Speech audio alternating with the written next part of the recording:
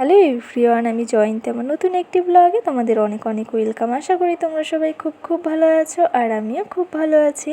তো আজ হচ্ছে গিয়ে মঙ্গলবার, আর এখন বাজে সন্ধ্যে 6:30। তো আজকে সন্ধ্যে থেকে ব্লগটা স্টার্ট করলাম। তো চলো পুরো ব্লগটা দেখতে থাকো, আশা করি তোমাদের খুব ভালো লাগবে। তো এখন সন্ধ্যে 6:30 বাজে। তো এখন হচ্ছে গিয়ে সন্ধ্যেটা দিয়ে নিচ্ছে, আর সন্ধ্যে 6:30টার সময় পুরো সন্ধ্যে হয়ে যায়। আর দেখো, গোপালকেই কিন্তু সন্ধ্যের সময় খেতে দিই, এছাড়া কিন্তু কোনো ঠাকুরকে দেই না। তো শুধু গোপাল আছে বলে গোপালকে সন্ধ্যের সময় একটু দেই, আর সন্ধ্যেটা দিয়ে দিই। আর এখানে হচ্ছে গিয়ে কিশমিশ দিয়ে ঠাকুরকে কিন্তু সন্ধ্যে দিই, কোনো সময় বাতাসা কিশমিশ দিয়ে দিই। তো এই 3টে দিনই কিন্তু একটু ধূপধুনো দিই, বৃহস্পতিবার, শনিবার আর হচ্ছে মঙ্গলবার। আর তাছাড়া কিন্তু প্রত্যেকটা দিন ধূপকাঠি দিয়েই দিয়ে দিই। আর যখন বোন পুজো দেয় তখন তো বোন ধূপধুনো দেয় না, আমি ধূপধুনোটা দিই আর কি। এছাড়া কিন্তু প্রত্যেক দিন আমাদের ধূপকাঠি দিয়েই পুজো দেওয়া হয়। আর আগে কিন্তু প্রত্যেক দিনই ধূপধুনো দিতাম, তো যবে থেকে দেখছি ছোবাটা একটু শেষ হয়ে গেছে তবে থেকে এই 3 দিন করেই দিই। তারপরে দেখো সন্ধে দেওয়া হয়ে গেছে, আর আজকে সন্ধে থেকে একটু ইচ্ছে করছিলো আইসক্রিম খাওয়ার জন্য। গলাটা এরকম শুকিয়ে আসছিল, মনে হচ্ছিল একটা আইসক্রিম খেতে পারলে শান্তি। তো আমাদের এখানে যেহেতু দোকান আছে মুদিখানা, তো ওখান থেকে আইসক্রিমটা আনানো হয়েছে। তো ওখানে এখন গরমের জন্য আইসক্রিমও বিক্রি হচ্ছে। তো ওখান থেকে একটা আইসক্রিম এনেছে চকলেটের, আর একটা হচ্ছে লাড্ডু। তো বোনকে দিয়েই আনিয়েছি। আর হচ্ছে সন্ধ্যের খাওয়ার জন্য টাকা দিয়েছিল, সেটা দিয়ে এনেছে। আর বোন কিন্তু খায়নি, আবার জমিয়ে রেখে দিয়েছে। ও বললো আইসক্রিম খাবে না। তারপরে আমার থেকে একটু দিলাম, যেহেতু ও এনে দিয়েছে তো তার কারণে ওকে দিলাম। আর যদি না দিই তাহলে তো আবার এনে দেবে না, তো তার কারণে বোনকে আবার একটু দিয়ে দিলাম। তো যাই হোক, বোন তো এখন খাওয়া দাওয়া করছে না বাইরের, তো বলছে আমি এখন টাকাটা জমাবো। তো তার কারণে বললাম ঠিক আছে, তুই টাকা জমা, আর কি আমি খাই তুই দেখ। তো এখানে আমি একটু আইসক্রিম খাচ্ছিলাম, একটু লাড্ডু খেলাম। তো অন্য কোনো খাবার খেতে ইচ্ছে করছিল না। আর দেখো, বোনকে আজকে একটুখানি গালগুলো টিপে দিলাম, কীরকম ফুলে গেছে, ব্যায়াম করে না তাই। তো তার কারণে কিন্তু একটু গালে মেরে দিলাম যে ব্যায়াম করিস না, বসে থাকিস সবসময় টিভি দেখিস।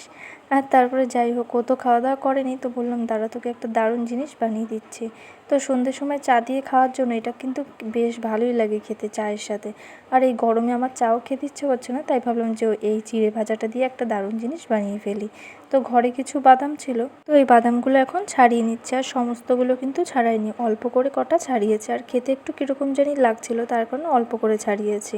তো অনেক দিন আগে বাদামগুলো আনা হয়েছে, খাওয়া হয়নি, ঘরে পড়েছিল আর কি। তো তার কারণে একটু খেতে জানি কীরকম লাগছে, তো অল্প করে ছাড়িয়ে নিয়েছি। আর তারপরে দেখো হালকা করে কিন্তু ভেজে নিলাম। আর তারপরে কড়াইয়ের মধ্যে দিয়ে দিলাম একটু সাদা তেল, দিয়ে আবারও ভেজে নিলাম। আর তেলের মধ্যে দিয়ে দেবো জিরে। তো দিয়ে কিন্তু ভালো করে ভেজে নেবো। আর সন্ধ্যের সময় চা দিয়ে খাওয়ার জন্য কিন্তু এটা একটা দারুণ জিনিস, সত্যি বলছি, খেতে প্রচণ্ড ভালো লাগে। আর এর আগে আমি বানিয়েছিলাম, তো খেতে প্রচণ্ড ভালো লাগে। আর চাটা এখন খাবো না, যেহেতু একটু গরম গরম আছে। তো গরমকালে আমার চা খেতে এমনিতেও ভালো লাগে না, চা সেরকম একটা আমি পছন্দও করি না। তো তার কারণে কোথাও বেরোলে খাই, এমনি বাড়িতে থাকলে সেরকম একটা খাওয়া হয় না। আর তারপরে দেখো সামান্য একটুখানি নুন দিয়ে চিনি দিয়ে দিলাম, চিনি দিয়ে কিন্তু এখন ভালো করে নেড়ে নেব। তো তারপরে কিন্তু ভালো করে একটু ভাজা ভাজা করে নেব। আর এখানে একটু কারি পাতা দিলে বেশি ভালো হতো, কারি পাতাটা যেহেতু আমার কাছে নেই, তো তার কারণে কিন্তু আমি আর দিলাম না। তো তেলের মধ্যে কারি পাতাটা দিয়ে তারপরে কিন্তু সুন্দর করে ভেজে নিলেই হয়ে যাবে চিড়ে ভাজা। সন্ধ্যের সময় চায়ের সাথে খাওয়ার জন্য কিন্তু একদম দারুণ খাবার, তো তোমরা কিন্তু বানিয়ে খেয়ে দেখতে পারো। তো এটা কিন্তু আমার বেশ ভালোই লাগে, আর বোনের জন্যও বানালাম, আর আমিও খাবো সন্ধ্যের সময় একটু। আর আইসক্রিম খেলে কি সন্ধ্যের টিফিনটা আর হয়? তো তার কারণে কিন্তু একটু চিড়ে ভেজে নিলাম। আর দেখো একদম মুচমুচে হয়েছে, এটা কিন্তু খেতে বেশ দারুণ লাগবে। আর হালকা একটু চিনি দিলে কিন্তু বেশ মিষ্টি মিষ্টি লাগে, বেশ ভালোই লাগে খেতে। তো তার কারণে কিন্তু নামানোর আগে হালকা একটু চিনি দিয়ে দিয়েছে। আর দেখো কালারটাও খুব সুন্দর এসেছে, আর খেতেও কিন্তু এটা বেশি ভালো লাগে।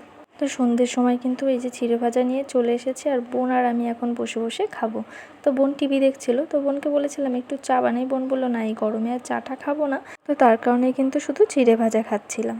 তো আজকে সকাল থেকে ব্লগটা স্টার্ট করতে পারিনি, তো ভাবলাম যে ঠিক আছে সন্ধ্যে থেকে স্টার্ট করি।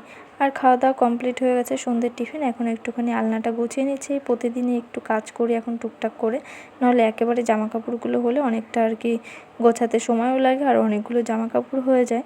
তো তার কারণে প্রত্যেক দিন এখন অল্প অল্প করে গুছিয়ে রেখে দিই। আর হ্যাঁ, তোমাদেরকে তো বলা হয়নি যে এই নন্দীটা এনেছিলাম, এই সোমবার তো এটা বসাইনি, সামনের সোমবার এটা বসাবো। আর তোমাদের সাথে পুজোর ভিডিওটাও শেয়ার করব।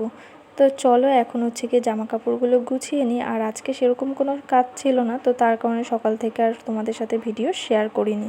আর এই সন্ধ্যের পরে এখনও সেরকম কোনো কাজই নেই, এই টুকিটাকে একটু কিছু বানিয়ে খেলাম বোন আর আমি। আর এখন এই জামা কাপড়গুলো গোছাবো, তারপরে সেরকম কোনো কাজই নেই, তারপরে একটু ভিডিও এডিট করব। তো যাই হোক, আজকে জামা কাপড় গোছাতে গোছাতে ভিডিওটা এখানেই শেষ করছি। তো ভিডিওটি যদি ভালো লেগে থাকে লাইক কমেন্ট শেয়ার আর সাবস্ক্রাইব করে দিও। নতুন একটি ভিডিওতে আবার দেখা হচ্ছে, ততক্ষণ অবধি সবাই সুস্থ থেকো, ভালো থেকো, টাটা।